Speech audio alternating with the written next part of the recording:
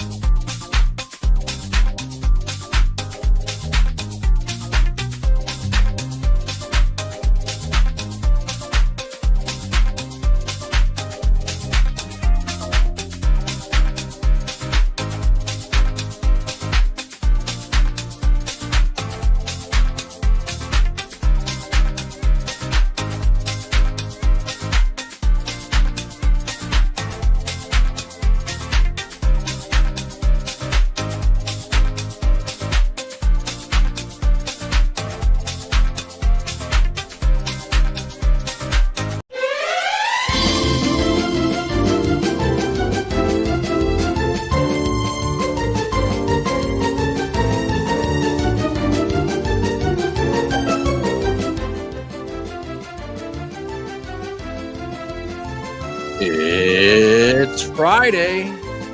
You know where your IT pros are? We don't.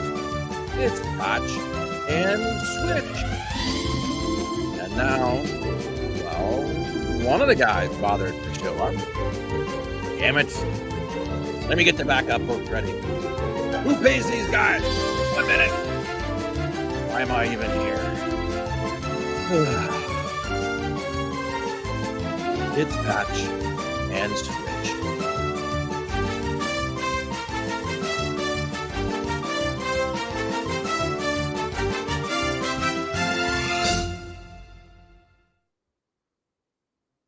What was that? Someone That sounded a little depressive. It's Patch and Switch.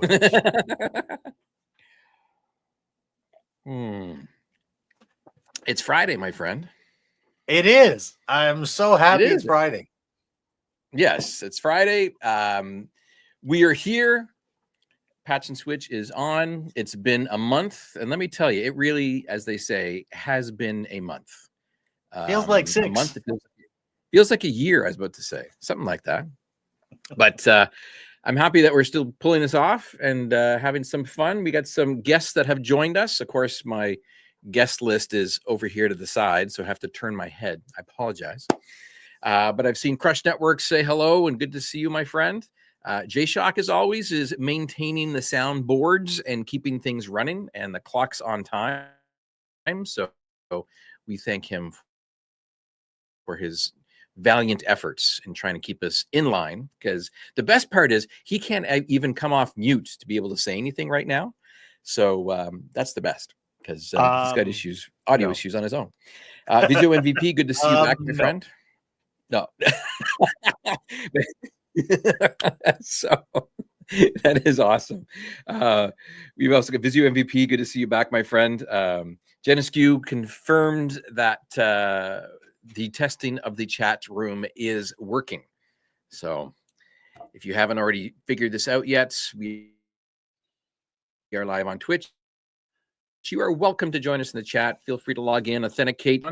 Are we having lagging issues going on, my friend? Is it me? Well, am I having I was problems? about to ask. Give me a thumbs up in the chat. I was about to ask if it was just Richard that was lagging, or if it's just me that's. Yeah. Chat room's always working. Mm-hmm. There we go. Yeah, Rickster's got a little bit of. Rick is twitching once in a while. Mm-hmm.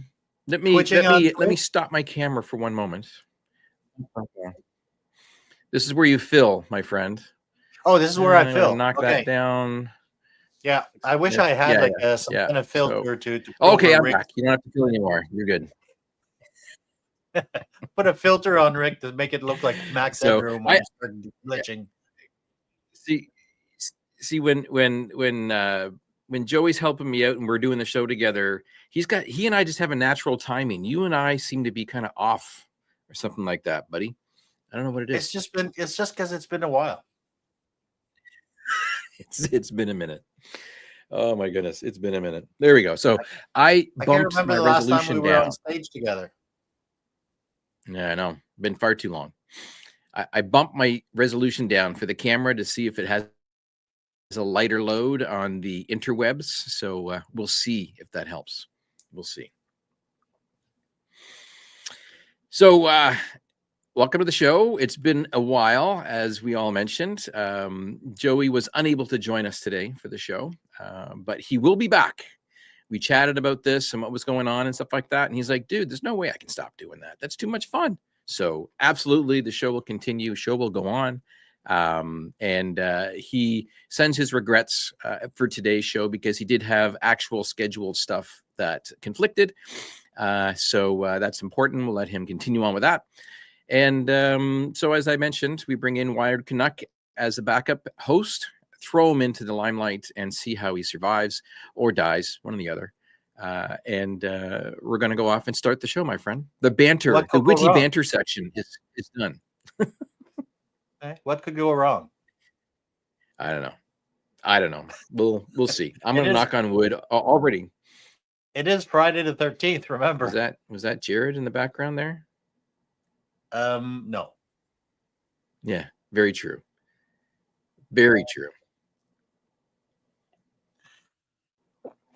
So the first segment of the show, my friend, is what have you been doing at work? It's called From the Trenches. From the Trenches. I've got a trenching story, if you don't mind me starting. You okay with that? Yeah, go ahead. Okay. Did you just freeze again? It's the respond back and forth, my friend. We're good. I did say yes. Go ahead. I want to hear it. So have you been like digging, trenching? Okay. So no, you know this because I actually pinged you a couple times about some of the stuff that was going on. Mainly, we have a very antiquated server that is no longer supported hardware-wise. It's one of the original data on 922 12 bay cluster in a boxes. It's very affectionately being used as a long-term storage device, basically like a glorified NAS, if you will, for developer relations studios or channel line studios.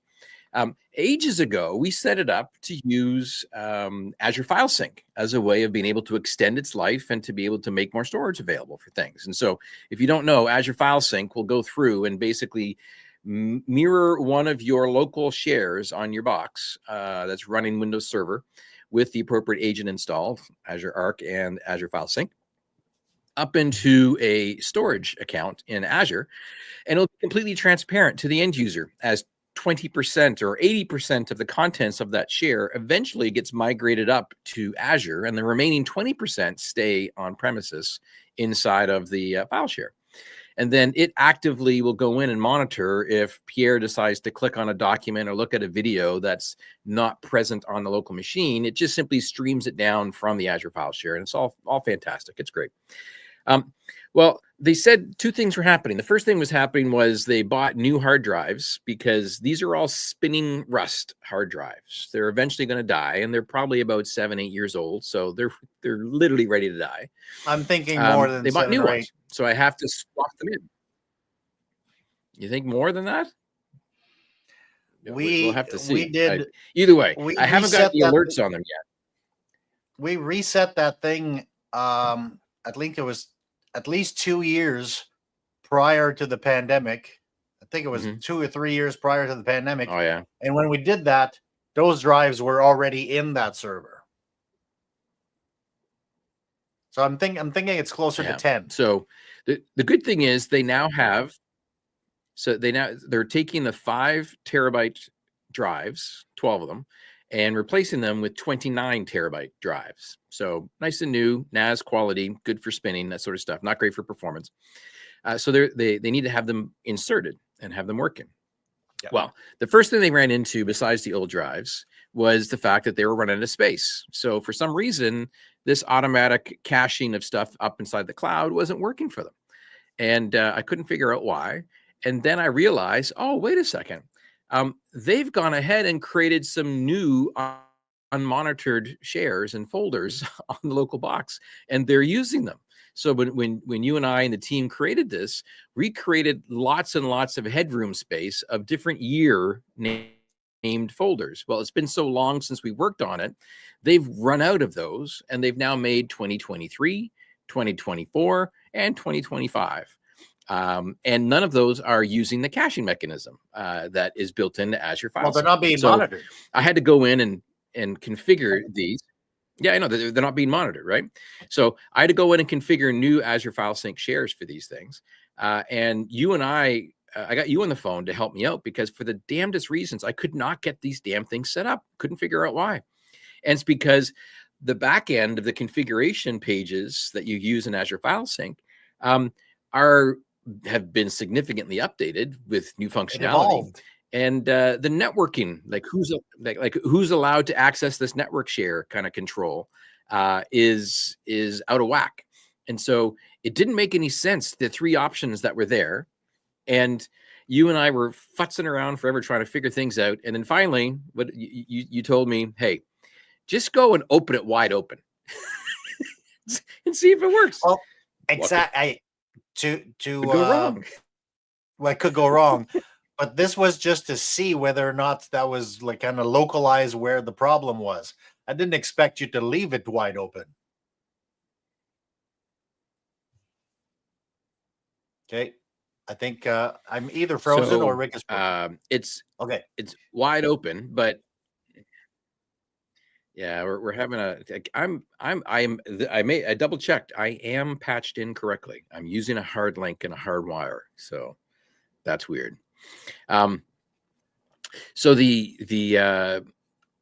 as soon as we made the shares open, the installation process was able to be finished, and then we can change them to a slightly more locked down mode, and then they continue to work. So I magically made the new shares, and I made them 5 more on top of that. So they're good until 2030 right now. So you and I need to have a mental note to make sure that in 2030 we check back in to see if the DevRel Studio needs to have some more space on that hard drive.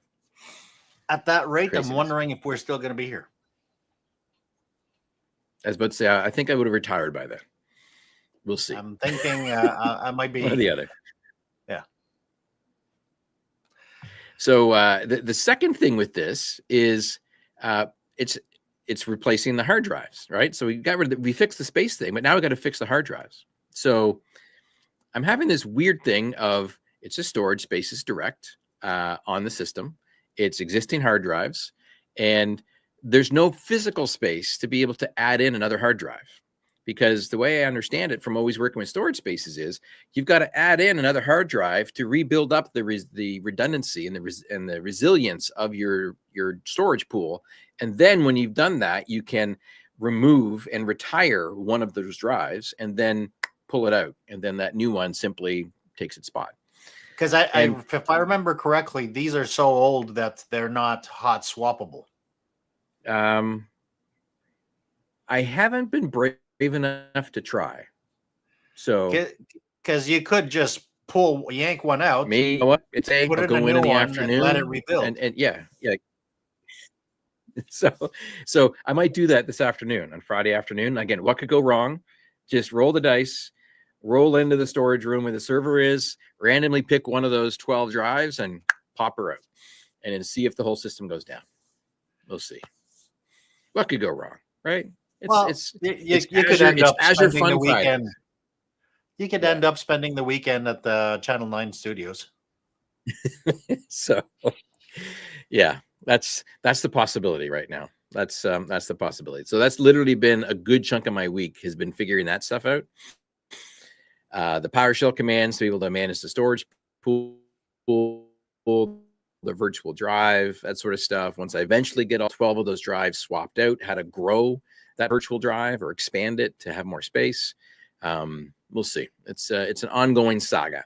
And you kind of did a Jedi mind trick on me, Pierre, by telling me the manager thing that I would have told you, which is, maybe we should document some of the stuff we're doing and write a blog post or make a video or documentation. So I have taken on my physical pieces of paper that I have here to be able to create a new ADO to make sure I can track that work. Okay, ADO objects are the bane of my existence this week. I'm really thinking I'm talking by myself because you keep freezing on your side with this look of disappointment on your face. Yeah. Is it just me? You're freezing on my side. I don't know what I can do. This is crazy. It's not just you. So I don't. Yeah. Yeah. You were talking about timing earlier. It's hard to have timing with a freezing buddy. Yeah. No, we're not both live. Okay.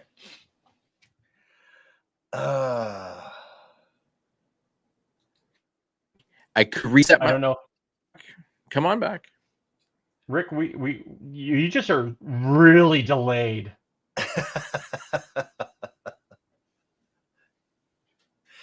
Okay, what have you been doing to your internal network, and do I have to break back in and fix it? Do you think a VPN would have been a problem? You mean a VPN like, oh, I'm sorry, we don't have any sponsors today. Yeah. This episode is not brought to you by Insert name here, VPN. But if you want to, please feel free to contact Patch and Switch at Outlook.com. Yes. Hashtag not very sponsored. Nice. Not sponsored. Okay. I had a VPN running. We'll see if this works. If it's any better. Okay.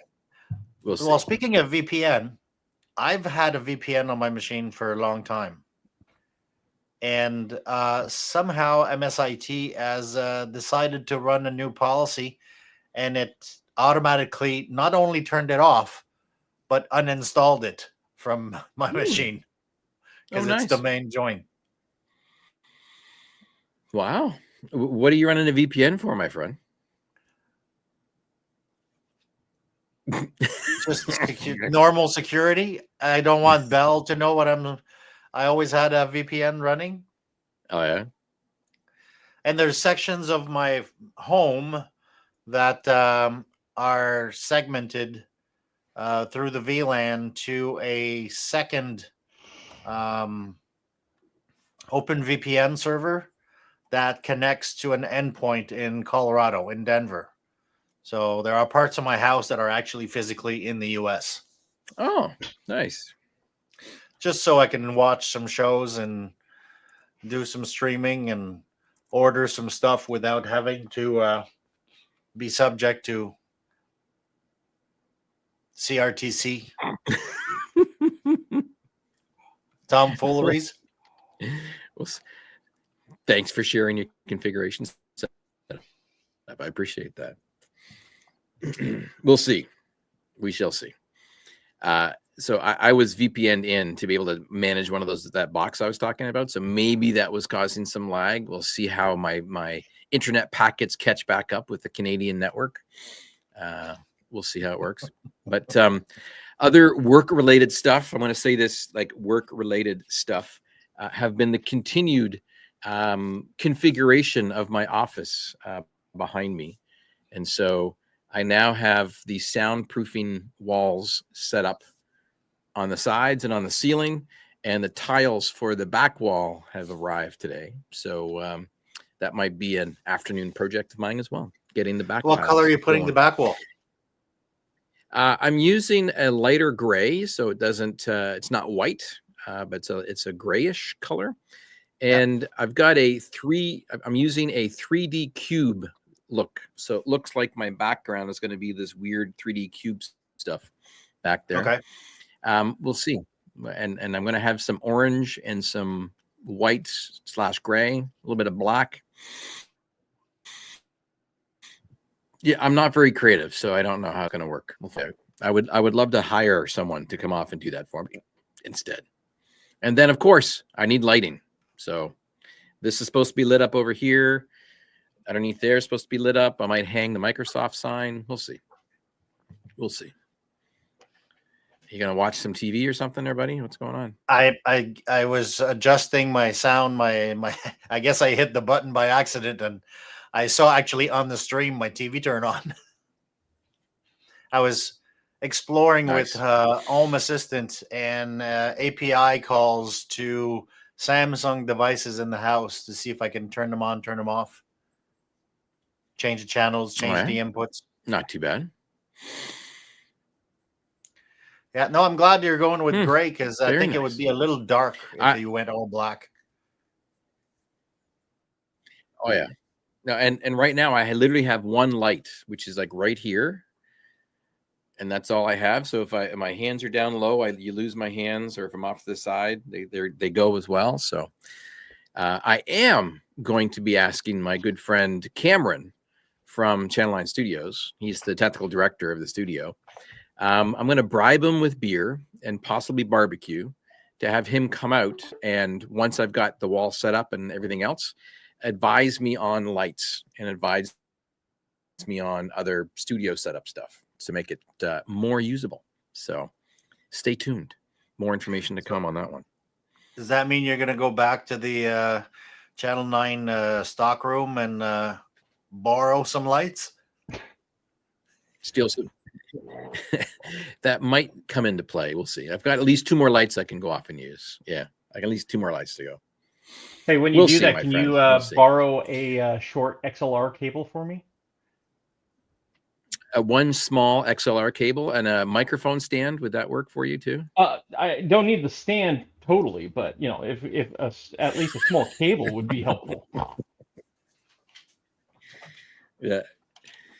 Crush Networks is calling it out here. Rick has one light, but let's not ignore the halo. He's an angel. Oh, thank you so much, my friend. Oh my God, that's taped to the horns. So we don't really have a segment for this, but you mentioned home. Well, it's kind of the next segment. So the second segment of the show that we do is called Beer Money, where you're doing tech support for your friends and family and stuff like that. What do you call it when you do beer money for yourself? Is it like Hold my beer? I fixed it's called alcoholism. It's called alcoholism. You just drink and that's it. Drinking by yourself. Well, so you mentioned Home Assistant. I'm a Home Assistant fan as well, and automation of everything else in the house. And we have a smart thermostat integrated into the house, which controls air conditioning and heating. It does both, right? We had a heat wave come through the Seattle and Pacific Northwest about a week ago or so. And while I was away on a motorcycle trip, which I survived without major incident, Kelly pinged me and she said, "Hey, would you mind turning on the air conditioning? Because it's getting really hot and it's going to be hot for the next 4 days, whatever it is." I'm like, okay. So I log on from my phone and control it to basically go in and switch over the system and get it all set to go. But ever since I did that, I've been fighting with the damn schedule where it tries to turn on the air conditioning to some crazy freaking level at random times. It's like it's ignoring the schedule that I have, and it's starting to piss me off. And it got so bad that I was ready to rip the damn controller out and try to just go manual with the thermostat on things. And believe it or not, I actually got so mad that after all this research on the interwebs, looking in forums and stuff like that, no one really had a definitive answer for what was going on. I actually logged a support ticket with zero hope that they would answer and have a solution for me. So I'm like, okay. I logged the ticket, and God damn it, within 8 hours, they got back to me and they said, well, based on the serial number you gave us, this is what we're seeing on our end. And it's a integration that you've included with your system that's trying to control the thermostat. Okay. Go check that out. So I have these auto opening and closing vents. They're called flare vents. And they have a little tiny puck, which uses Zigbee to be able to match back up again with the master controller so they can all coordinate and shit like that. And they open and close based on the temperatures. So if you don't need a particular area of the house cooled off, you can close that vent remotely using this thermostat thing. Well, it turns out that there's a setting I wasn't aware of where the software for the integration actually tries to control the temperature. And so it kept on fighting me. I would go and turn the temperature down. It would then go and turn the temperature back up again. Or I would turn the temperature up and then it would go and put the temperature back down again. And until they called that out, I had no clue that this functionality even existed with this vent controller. So 3 seconds after I go in and say, remove that particular integration piece, but leave the rest of it, magically my schedule works. So I guess that's a case of based on RTFM. time? Make sure you understand all the integrations. We do use a time schedule here because there's too many people to try to do like a intelligent home and away based on devices. We just use a regular time schedule, and now it's magically working. And my electrical bill is probably significantly less because of it, with the air conditioning randomly trying to come on when it's like 18 degrees outside. So lovely fun.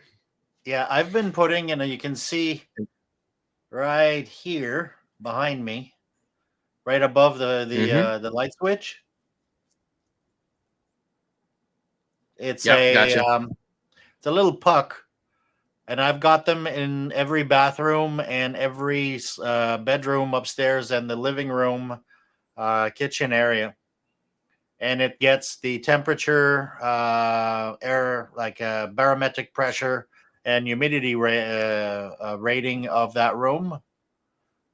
And then the home assistant basically takes all of that, makes an average of what my house temperature is, and our furnace is based on that. So air conditioning is based on the average of the house and the heating. Because in the winter, it's really bad because my main thermostat is in the dining room or eating area, which is in front of a really big patio door with a southern exposure. So that room is like 27 degrees and the rest of the house is at like 18 degrees. And that's in like Celsius, not in freedom units. So. Crush Networks Dave is talking about had a glitch last night at 11 p.m. Told Google to turn on the lights in the room I was at to 10%. Instead, it turned on the lights in 3 houses for 112 bulbs here and in Mexico properties. Glitch. Oh, I gotta love it. Yeah. Well, I don't think Google had a good day. We could do like a whole show on. Yeah, we could have we could do a whole show on home automation glitches that have happened over the past years. I'm sure there's so many of them, and I see Absolblog and Lootly has added a word for the word recommendations for the next show, the next episode.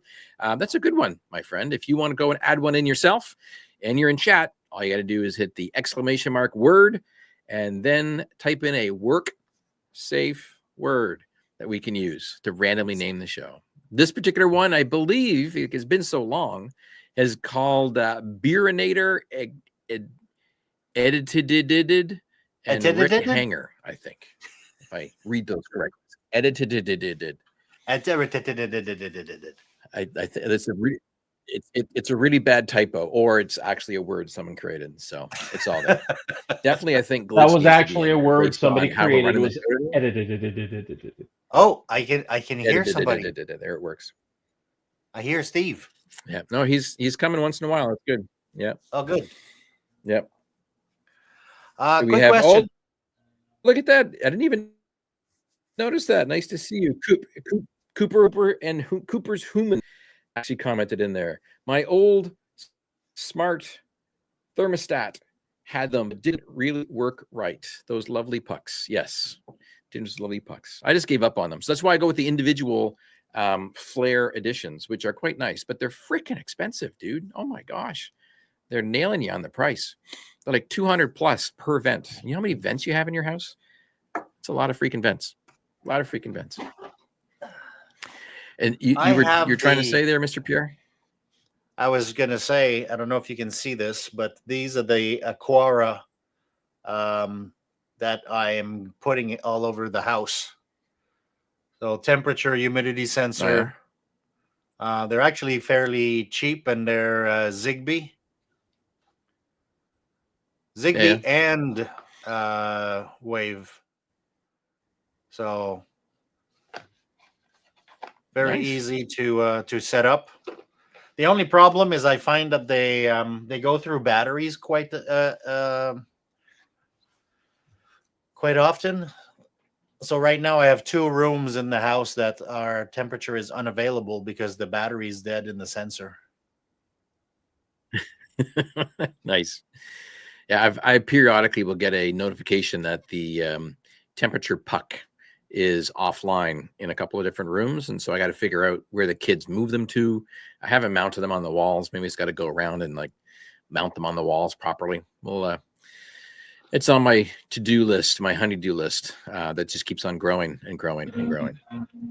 Yeah, crazy. I find it interesting because the only temperature things I really care about are my tire temps on the Jayhawk.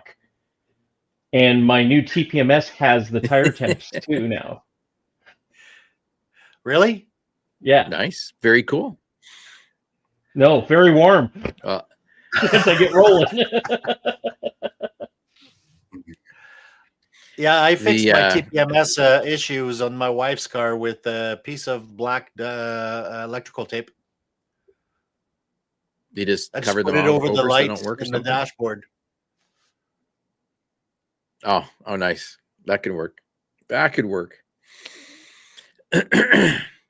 Next segment, my friend, is beer talk. I actually have a beer to discuss. I don't believe Ludwig is with us, although he is in the same city. So, I don't know what he's probably having a coffee somewhere. He is in the same city. I saw his posts. He was recently visiting Victoria off of the Clipper and has come back to be able to fly home today, I do believe. Are they flying home or taking the train home again? Have you? I believe they're flying home. They're trying to use all modes of transportation: planes, trains, they're definitely flying, and boats and ferries. Yeah, they were definitely flying.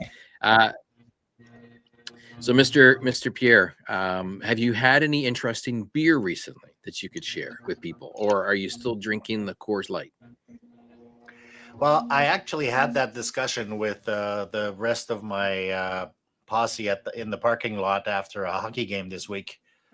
Because one guy showed up, it was his turn to bring the beer, and he opened a cooler in the parking lot after the game with an assortment, an accoutrement of IPAs and blueberry beers and stouts, and which I thought was really nice. I actually tried one of the blueberry ales that he had in there.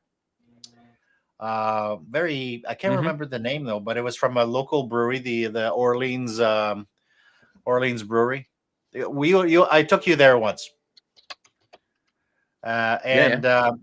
except that's it started a conversation as to what is appropriate beer for after sport parking lot for after hockey. Yeah, where a nice big thick heavy stout. The other guys had. Pardon me? A big thick heavy stout is not the way to go after a hockey game. No, that's why you go with like a Michelob Light and a Coors Light, a Bud Light, because it's like pretty close to water because you need to rehydrate. Yeah. So what was the consensus? The police showed up. They are the police, I thought. You play with the police. But a cruiser showed up because apparently somebody that was driving by saw guys having beers in the parking lot of a city property and called the police. And it was my daughter's boyfriend, who is now a police officer in my region. And funny enough, his skip boss was sitting on the tailgate of my truck having a beer as well. Nice. Led for an awkward conversation. No, he pretended that there was nobody there, filled out the report, and went home. Oh yeah, nice. They must have left by the time I got there. So you asked me before the show if my daughter Ella was back from university. She is. She's visiting. One of the reasons that's motivated me to get this office set up is because I need to give back her room to be able to use. And she was trying to find this one beer that was available in the Midwest, but she couldn't find it here. And it's called Bush Apple. Have you heard about this?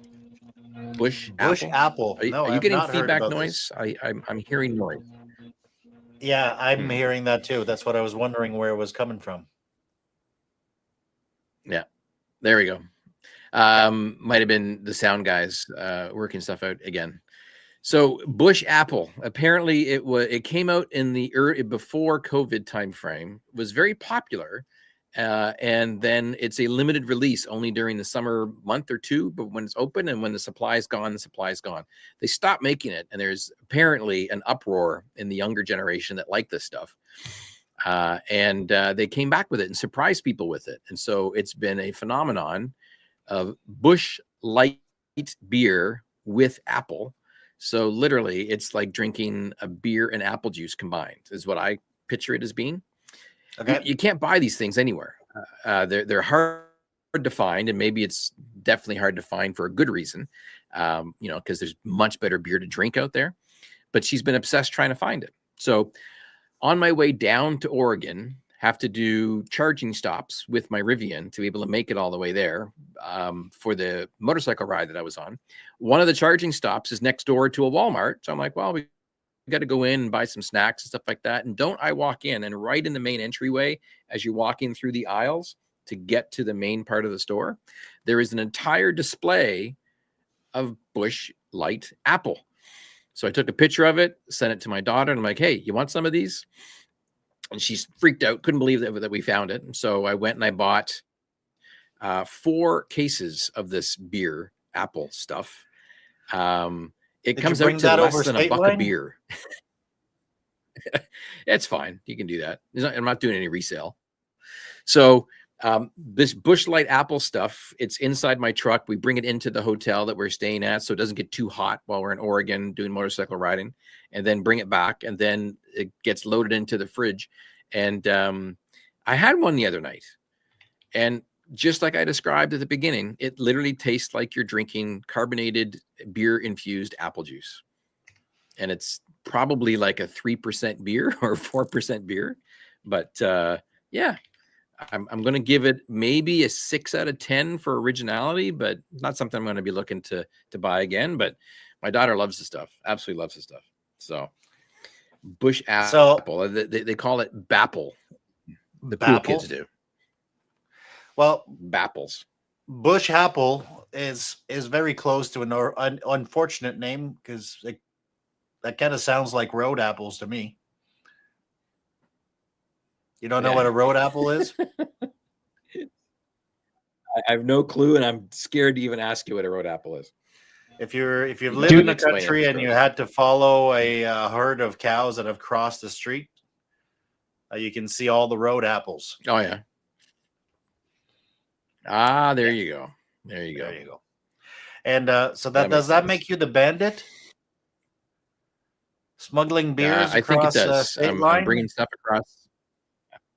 But again, I would argue that the alcohol content is not high enough for it to qualify as beer, so I'm safe. It's like soda pop. That's what I'm thinking. You got the hat, and you were that's what I would driving beer across state line, so that you're the bandit. Yeah, but I don't have a super fast car that looks cool. Yeah, very true. Very true. So you're saying Rick needs to buy a T-top Firebird? Yes. Yeah, I know. Yes, because I would fit into that just beautifully. There's no space in my garage for an antique car like that. And it would offset the carbon footprint. Last segment of the show, my friend. With all the other cars. With all the electrical stuff. Last segment of the show, my friend. Welcome back, Scott. If you're with us, random spending. Have you been doing some random spending, my friend? What do you think? I have. Well, it's not really random, but it is significant spending. I just ordered wood to redo a 20 by 20 cedar deck in my backyard. I made it. I built the deck about 20 years ago, and the frame, all of the frame underneath was pressure treated, which pressure treated is fine. But after 25 years, where the screws go in and everything, if they're not sealed with that new kind of zip tape, water still goes in and they still rot. So my deck has started to fall apart. So I got a 25 yard container coming to my house where I'm going to take apart the entire deck and then reframe and rebuild with new wood. So I've got about $6,000 worth of wood that I had to pay last week. I looked at composite. Have you even ever looked at the price of composite boards for decks? Yeah, I have. Like the T-back stuff or whatever it is, the fake wood that lasts forever. It's supposed to be made from like recycled plastic and wood fibers and stuff like that. So you would think that it'd be cheaper. Oh my God, it's like $14,000 for a 20 by 20 deck, just for the top. Yeah. Wow. Doesn't even include the structure. No. So I'm going with regular wood, and it'll be rotted by the time I'm not in this house anymore anyway. How about you? What did you spend on? Makes sense. Random other spending. than the foam. Well, I mean that is the majority of the stuff that I've random spent on. I've got a blue one here, or a white one. I was gonna say, if that was your blue one, that was like way off. Blue one. It's a little too dark. You can't really see it. The ones that have the textured patterns on them are not here yet. I've got a high-tech one right here acting as a light shade. So that's a textured one. There we go. Oh yeah, because now you've got the light in the ceiling right there. You got the light reflecting. So I have to use that on top of my prompter to block the lights. Yeah. So so that's been my majority of random spend, because they only cover so many square feet of space on my walls. I random spent on my case over here. Nice. There we go. Bloop. Power up the machine. It must be really, really fast. It's got RGBs. So I transplanted the guts of my. It's got lots of RGBs. I put in extra RGBs, but it's called a fish tank case. So it's basically glass right over here on both sides, as opposed to having the front as a solid. Hey, Rick. So that's kind of cool. Had to do some much better cable managements on the inside of it as well. You go. Hello. You chunked up there. You're still probably chunking. Even though it is a fish tank style case, don't put fish in it. Yeah. Oh, okay. I will. I thought that's what they did water cooling with, wasn't it? It was like fish tank water. Does that work? Fish tank water?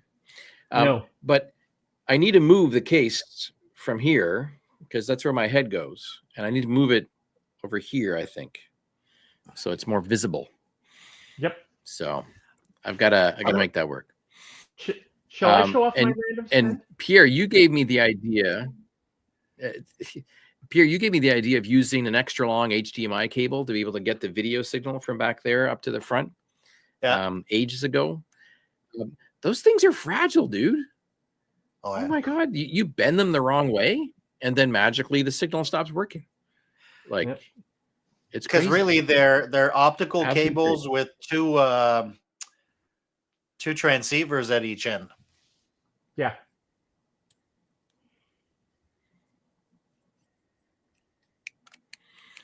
We've got. So that's why I can't bend them around things here. Yep. Yeah. It's that Friday. It's kind of that thing. It is a Shall Friday. I show off my last time it was Joey that was lagging all the time. Yeah. Go ahead. Well, here I'll pop it into the try window, and all of the RV parts. Well, not all of them. This is half of the parts to get the Jayhawk ready to go. Nice. But this was the kind of the big part of the spend. Yeah. Was that what's Starlink Mini? Oh. Very cool. That's replacing a nice the big Gen 2 with the small little guy. Nice. Because I'm going to be in some places that don't have internet access. Speaking of parts. Yes. My my washing machine was on the fritz, so we brought in a guy to look at it. Service call just for the check to see what was wrong with it. It's the sensor in the door, so when the lid is closed so it can spin, the sensor's screwed, so it doesn't detect that the door is closed, so it doesn't spin and empty and drain the washing machine. So they sent me the quote for the parts and installing. The parts are $400. The install is $200, so that's $600 for a little tiny little module that you put in, and it has like 3 wires in a connector that you connect. Well, I found a YouTube video on how to replace it. and the part was $35 on the Amazons. Mm-hmm. Oh, nice. Now I left a voicemail with the appliance guy. I don't mind paying for somebody's intellectual property when they've learned a skill that I don't have to come and figure out and even replace it. But to gouge like 1,000% or 5,000% up on the price of the part themselves, I was a little annoyed, to say the least. So that's another random Nice. spending is that I'm avoiding. Yep. No, I get that. I was actually Good. happy that Very good. the technician that helped me with my electrical system last year told me what part to get, how to replace it, and I was able to do that myself. So I'm actually having him come out and fixing my stabilizer because that's a hydraulic system I don't want to deal with. Yeah. I know enough to know when to keep my hands off of stuff. Like anything electrical and plumbing. Very much in the house. If it can kill me, I don't touch it. Well, you can still do an awful lot of stuff on the electrical side. Just don't put the wires together and don't let them like hit down here in your arm when you're working on something. It hurts. Or don't lick them. It hurts a lot. Don't lick them. You got it. don't test to see if they're live by licking them for sure. I see we have Go Gadget 360 joined us, my friend. Mm-hmm. I have speaking of electrical burns, I have a buddy with a large bald spot here. He's not bald like me. He actually has hair, but he's got a bald spot because he was going up the ladder and the wires were coming out the light socket in the ceiling. Ooh. And he just happened to zap. I always pictured Rick doing something like that. Ow. Yeah. Yeah. I get the that. hat's insulated, man. The hat's insulated. Yeah. Kevlar hat. That's why he wears the hat. That's the reason why I wear it. Kevlar That's hat. why he wears it. Yeah. I didn't know Tilly's made you Kevlar. Got it. I was actually pricing out getting my next replacement Tilly because I always stay one ahead. And damn, they've gone up in price. Holy crap. They're like over $100 now, US, to be able to buy them. So did I tell you that there's a Tilly shop inside the Rona by my house? I did not know that. Do they sell this hat with the brass sides? I'll have to check. Only the black. I'll have to check. Black sides. So and for our friends online, the Rona is the Canadian version of like a Home Depot, but it's gotcha. Yeah, Canadian. You got it. Hey, but it's off brand. It's not Canadian. It's not Canadian Tire. It's off brand. Hey, Pierre, let me know if they do because I'm the first week I'm on the road. I'm going to be up in Birch Bay, up near the Canadian border, so I can potentially run across the border for Rick and grab him one if it's cheaper there. You got it. Yeah, I could play moose. Love it. Trafficking. Nice. Yeah, Kylo and Ren have gotten kind of slowed down since the border tensions and the 51st state discussions have been going on. So they've they're in protest right now. Well, you know why? They're in protest right now. Why is that? Because they were getting tariffed. Both of them were getting tariffed.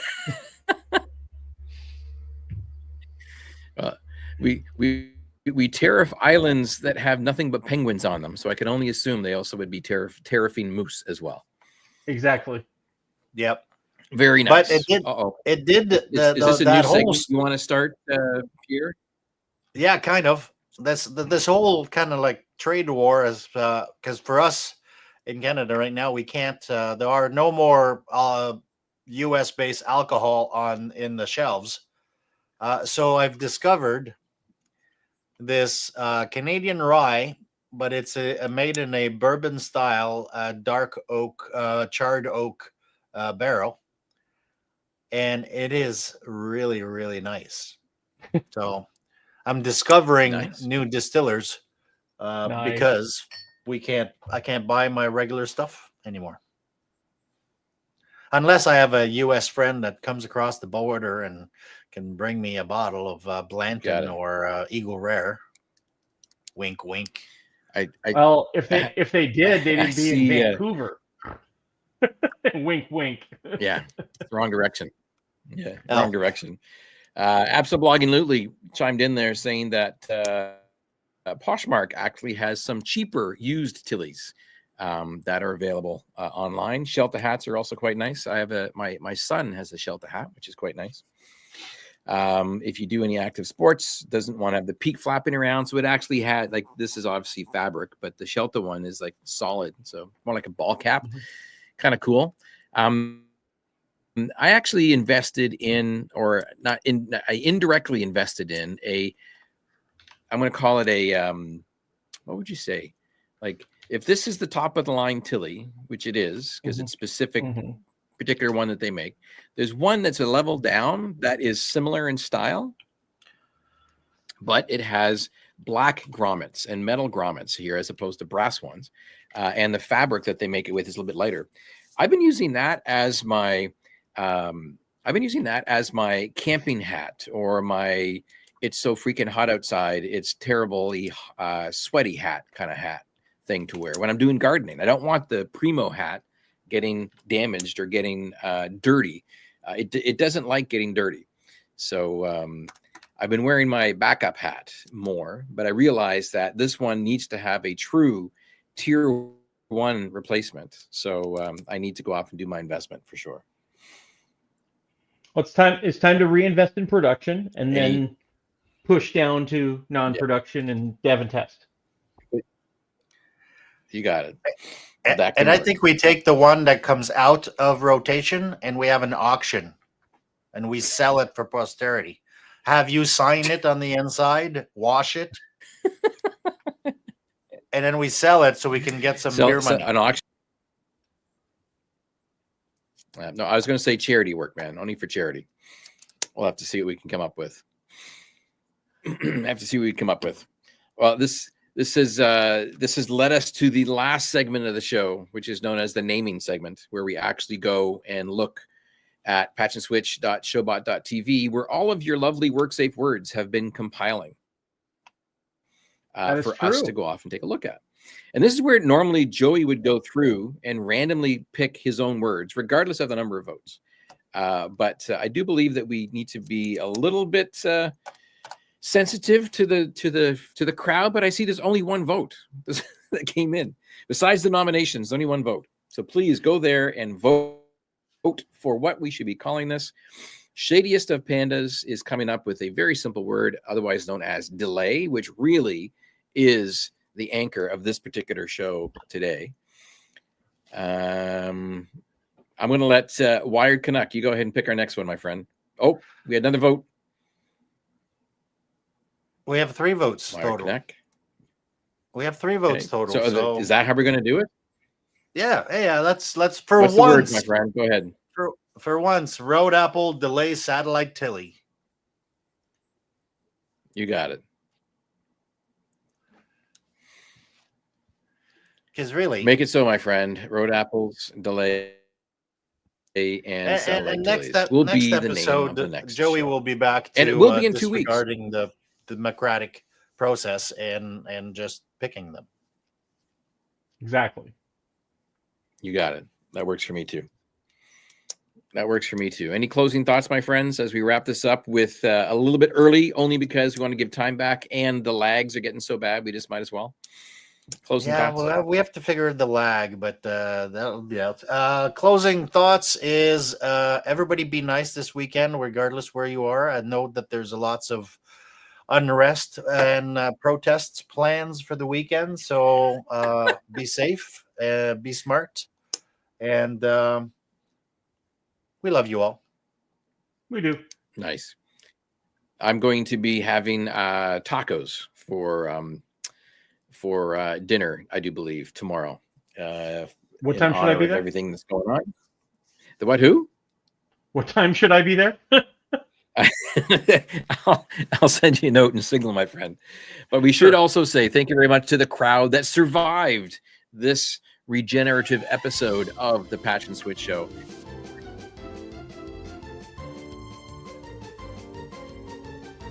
Mute yourself now. Show much appreciated. We'll see if can I make it through with those. Probably not. What? What is it working? It's working. We got it. We got this. We got this. Cooper Humans, thank you so much. Asblogginutely, another random IT guy, AZ Cloud Elf, GoGo Gadget 360. I am Curious Mauve. I thought I saw you comment in the comments there. Nice to see you. Geneskew, just call me Epper. Just call Meeper. I'll get these names right one of these days. Kowski, Shadiest of Pandas, Vizio NBP. Thank you so much for coming out. It's been a great time, everybody. Thanks for joining us. Have a weekend.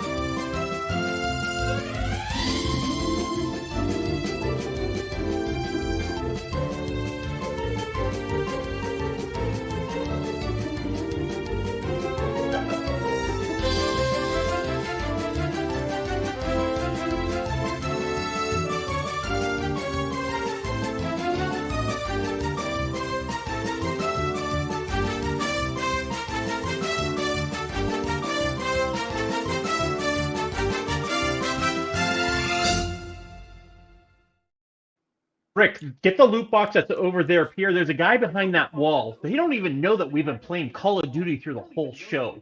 I know. That's why it's been laggy.